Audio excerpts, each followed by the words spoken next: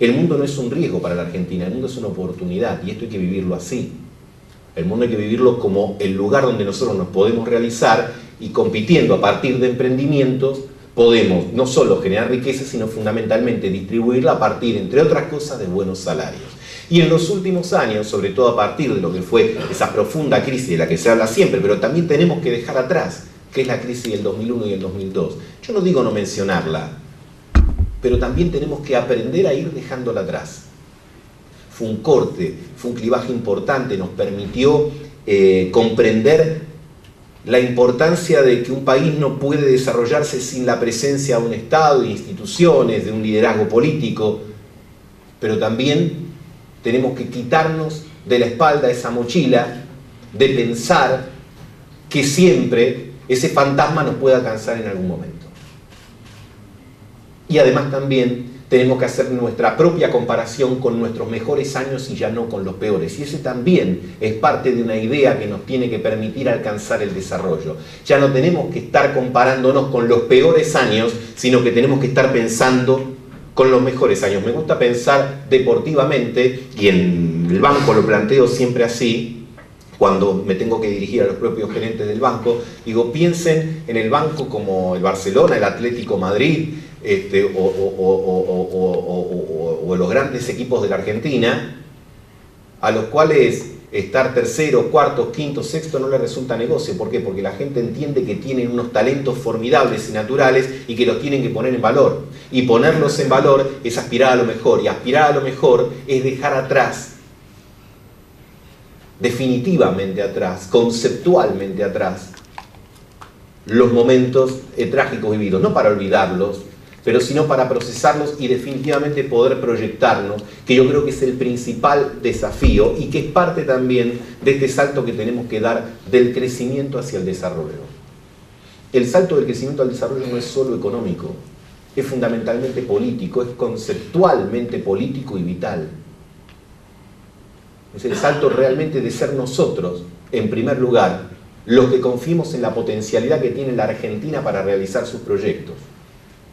Y que en todo caso podamos tamizar nuestra historia, habiendo aprendido ya que de un Estado ausente y que de un Estado omnipresente no nos beneficiamos. Que las reglas más liberistas, si me permiten el término, no liberales, liberistas, no nos garantizan el desarrollo económico, pero un Estado oprimiendo la capacidad productiva de un país tampoco.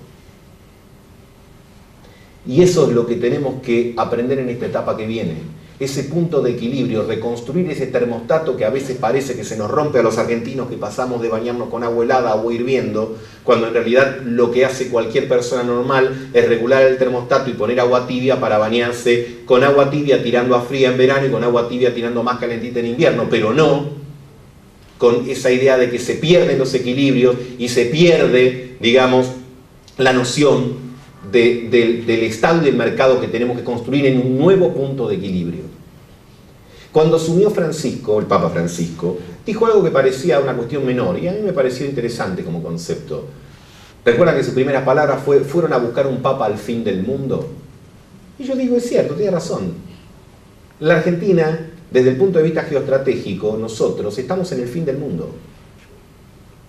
Es decir, estamos lejos de todos lados. Estamos lejos, somos un país de grandes capacidades productivas y de pocos habitantes. ¿Cuál es la conclusión lógica? Que nuestra posibilidad de realización es integrándonos al mundo, no excluyéndonos de él. Por lo tanto, todo lo que nos haga integrar al mundo y nos haga verlo como una oportunidad es bueno y lo tenemos que capitalizar. Por supuesto, en el respeto de lo que son nuestras capacidades y en el respeto de lo que buscamos nosotros a partir del pleno empleo, la justicia distributiva, etcétera, pero siempre realizándonos a partir del mundo, porque no tenemos escala para ser un mercado cerrado y autosuficiente. Si tuviésemos 500, 700, 800, 1000 millones de habitantes podríamos ambicionar a eso, pero no tenemos eso, tenemos 40 millones de habitantes, somos 40 millones de habitantes, tenemos uno de los territorios más pródigos que ha dado la naturaleza al universo. Y a la vez tenemos ahora una enorme demanda de esos alimentos y además pagándolos a buenos precios. Ahora, que nadie se apresure, que nadie saque la conclusión de que esto nos tiene que llevar entonces a ser solamente productores de materias primas. En realidad, todos hemos aprendido que lo que tenemos que hacer, y la presidenta lo puso en un término que a mí me parece muy interesante y correcto, por otro lado, en la industrialización de la ruralidad en lo que refiere a las materias primas. Es decir, agregarle valor. ¿Agregar valor qué es? Agregar trabajo. Agregar trabajo argentino a nuestra producción natural. Nosotros tenemos 3 sectores que son estratégicos en el presente y en los próximos años. El complejo agroalimentario, el sector energético, digamos cuyo emblema hoy todos están hablando de vaca muerta, etc., y el sector mineral. Piensen ustedes que con una cordillera igualita, porque es la misma, que la nuestra, Chile exporta 40.000 millones de dólares en minerales y nosotros 4.000. Imagínense a estos 3 sectores liberados de ataduras, con un Estado que regule correspondientemente, pero funcionando plenamente. El problema de los próximos años, si hacemos las cosas bien y las vamos a hacer bien, va a ser el ingreso de dólares a la Argentina, no el egreso de dólares. El problema no va a ser el tipo de cambio, digamos, el dólar caro, por decirlo así, sino va a ser el dólar barato, que es un problema también. Porque estos sectores, con inversiones públicas y privadas, nacionales y extranjeras, no tienen otro destino que desarrollarse y explotar en la República Argentina. Y si eso se da, y se va a dar, si eso se da, lo que tendremos que ver es con qué otras actividades, porque hay un tema que estas 3 actividades per se, directa o indirectamente, no tienen la capacidad de generar empleo para el conjunto de la Argentina. Así que nosotros tenemos que, salvaguardando la idea de la producción de valor agregado, de la producción industrial, tenemos que decidir a qué sectores le vamos a dar condiciones diferentes, ya sea de protección o de estímulo, y algo que no muchas veces a lo largo de nuestra historia supimos hacer, es qué pedirles a cambio. Reglas claras, la intervención justa, ni más ni menos, la intervención justa que permita liberar el espíritu emprendedor y creador de ustedes, porque un verdadero emprendedor, un verdadero empresario emprende, crea, le encuentra la vuelta a la cosa, hace lo que hace estructuralmente y hace en el seno de una compañía lo que cada argentino hace cada mañana, levantarse y ver cómo llega hasta la noche buscándole la vuelta a la cosa. Y cuando llega la noche y está uno un poco mejor, dice, hice bien las cosas. Y el Estado tiene que estar para acompañar ese espíritu emprendedor, no para reemplazarlo, no para anularlo. Salvo en situaciones de crisis, donde la presencia del Estado necesariamente tiene que ser mayor, en épocas de normalidad el Estado tiene que estimular ese espíritu emprendedor. Porque ese es el espíritu emprendedor que realmente genera valor, genera trabajo y genera empleos genuinos. Y ahora que los argentinos en estos años hemos resuelto problemas muy importantes, como el tema de la deuda, del endeudamiento, no solo del público, sino del privado, porque no solo está desendeudado el Estado Nacional en Argentina, los estados provinciales, sino también las empresas y las familias, en términos generales por supuesto, tenemos una enorme oportunidad de poder dar ese salto, insisto, del crecimiento al desarrollo, utilizando las herramientas de manera quirúrgica. Yo les puedo hablar de la banca pública. No vine a pasar el aviso parroquial del Banco Provincia. Vengo simplemente a decir cómo un banco público, cuando tiene la decisión política, como ha tomado el gobernador, de generarle las condiciones para que actúe correctamente, puede intervenir para dar, en primer lugar, el crédito que necesita, pero darlo con una concepción de hacia dónde lo querés orientar. No se trata solamente de dar crédito, se trata bien de saber para quiénes. Nosotros decidimos que el 75% sea las pymes, pero además la idea es prestarle a las pymes que tienen capacidad de generar puestos de trabajo, y puestos de trabajo de calidad, puestos de trabajo registrados.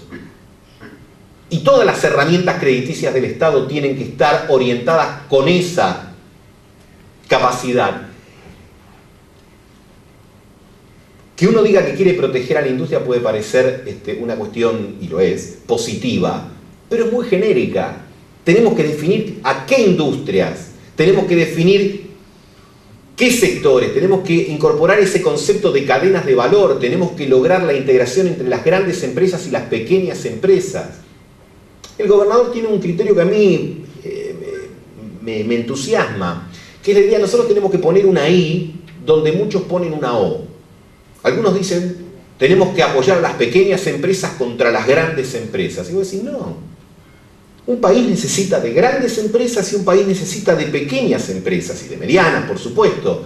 Y no tiene que poner en oposición lo que puede dar muy buenos dividendos y muy buenos resultados, ponerlo en complementación.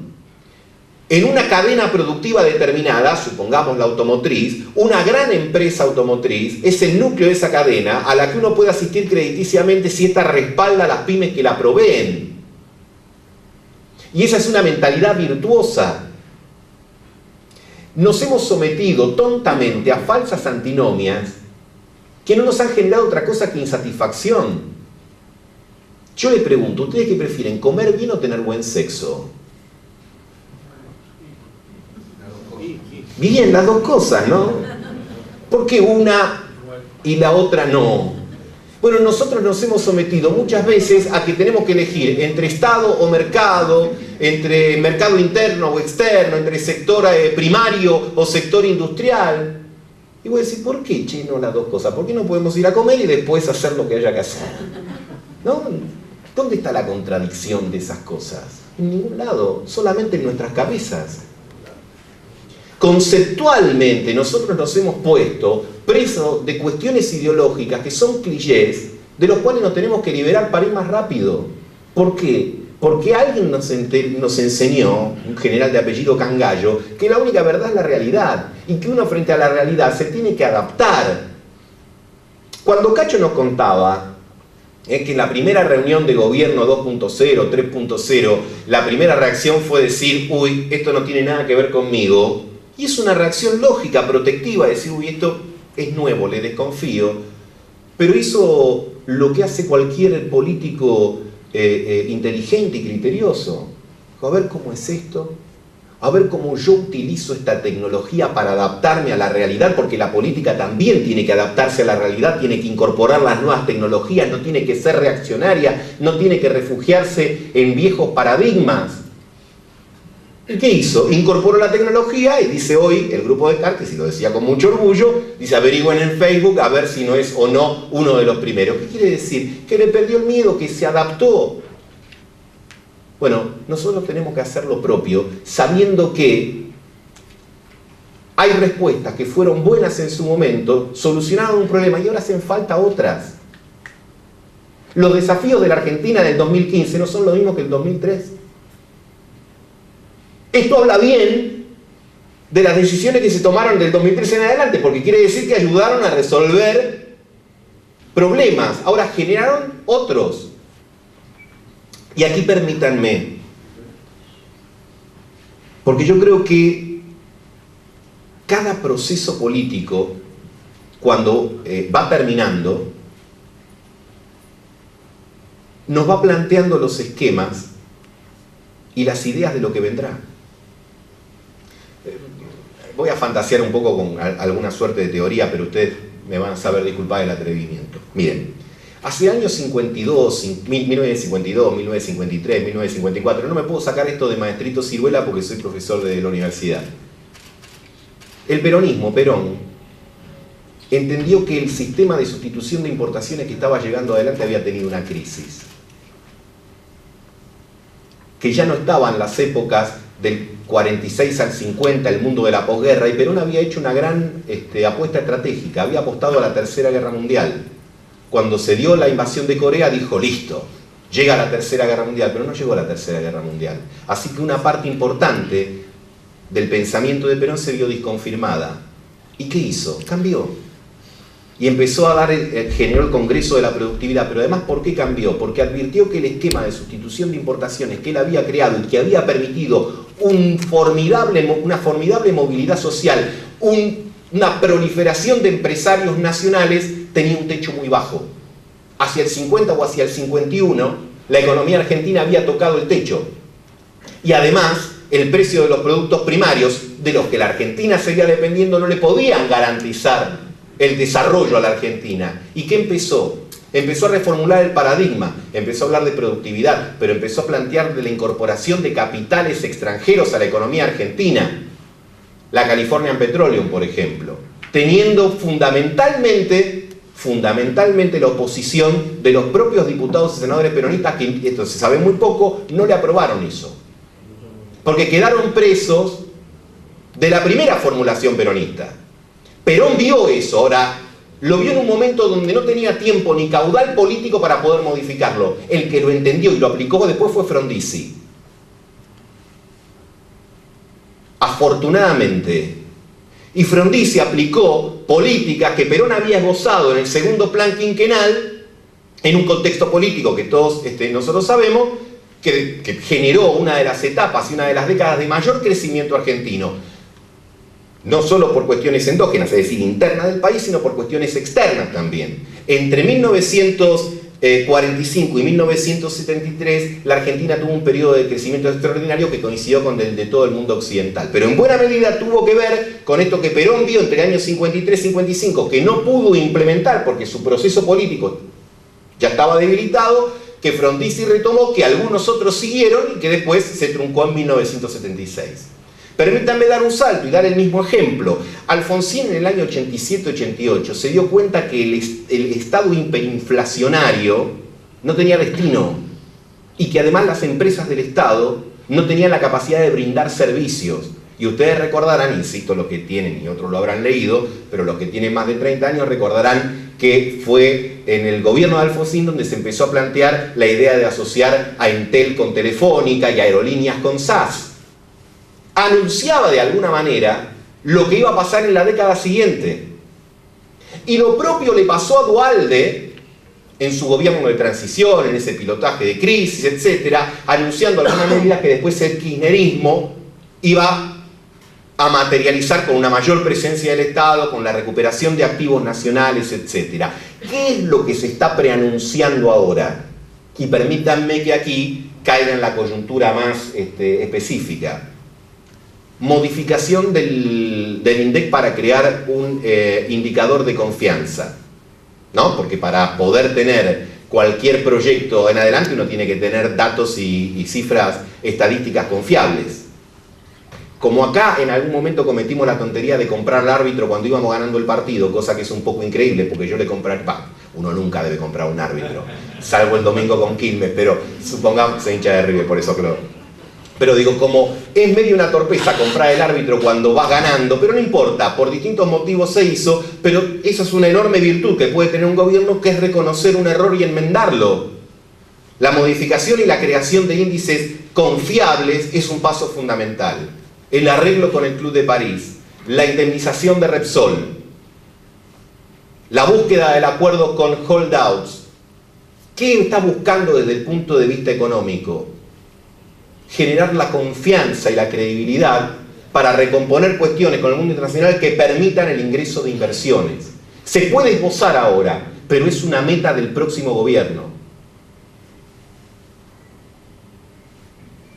Y esto no es otra cosa que esto que Daniel expresa con más Argentina en el mundo y más mundo en la Argentina. Argentina es un país que fue inventado para insertarse en el mundo.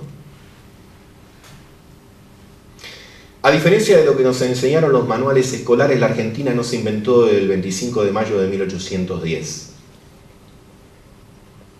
Lo que nosotros conocemos con el nombre de Argentina es algo posterior a 1853, a la Constitución de 1853. Para ser más exacto, es fruto del proceso de organización nacional que empieza en 1862 y para ser más preciso, y aunque sea algo heterodoxo, es el fruto de la generación del 80, para bien y para mal.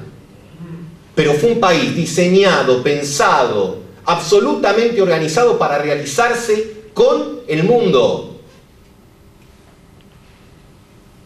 El único problema es que algunos de los que pensaron ese proyecto de país pensaban en cómo integrarlo para el mundo, pero no pensaban en cómo integrarlo para adentro.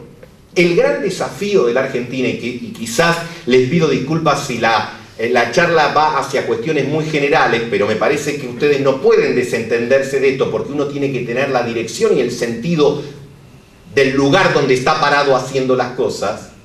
Digo, el gran desafío que tenemos los argentinos en el siglo XXI es conciliar a nuestro mejor pensador del siglo XIX con nuestro mejor pensador del siglo XX. Me estoy refiriendo que nosotros tenemos que hacer que convivan casados y felices Alberti y Perón. El tipo que pensó la Argentina integrada al mundo y el tipo que pensó la Argentina integrada entre sus trabajadores, sus empresarios, su Estado y su mercado. Nosotros los divorciamos, nosotros tomamos a los dos tipos más inteligentes que dio la Argentina, a los dos que tuvieron un proyecto de país y dijimos, o comés o tenés sexo. Tenemos que volver a unirlos, porque de ese maridaje, de ese matrimonio, surge la Argentina exitosa. La Argentina que solamente se incorpora al mundo desde sus élites más competitivas, dejando al lado al 40% de la población, no es viable. No es viable por más que pongas todo el peso del Estado autoritario. El fracaso del proceso, entre otros, más allá de las condiciones morales, éticas, sobre las que uno puede condenar esa experiencia, es también la demostración de que no hay modelo económico que aguante con más violencia pública que se le ponga encima si se desentiende del 40 o del 50% de su población o le propone excluirla del proceso de distribución de la riqueza o del proceso de la distribución del poder político. Pero un proceso encerrado sobre sí mismo, que abjure del mundo en el que se tiene que desarrollar, tampoco es viable. No con 40 millones de habitantes, no a 10.000 kilómetros de los principales centros de poder y de consumo. Entonces, en los albores del siglo XXI, nosotros tenemos que tomar ese proyecto, tenemos que plantearlo. ¿Por qué? Porque tenemos un gran progreso, 31 años ininterrumpidos de democracia. Ninguno que tenga mi edad puede decir que vivió eso en la Argentina. Mis hijos sí. Y esto es un contexto enormemente favorable. Ustedes me dirán que la democracia todavía tiene cuentas pendientes y chocolate por la noticia, pero tenemos 31 años de un sistema político enorme, formidable, que es la primera base contextual. Y el segundo es todo lo que hemos aprendido a partir de los aciertos y de los errores y de los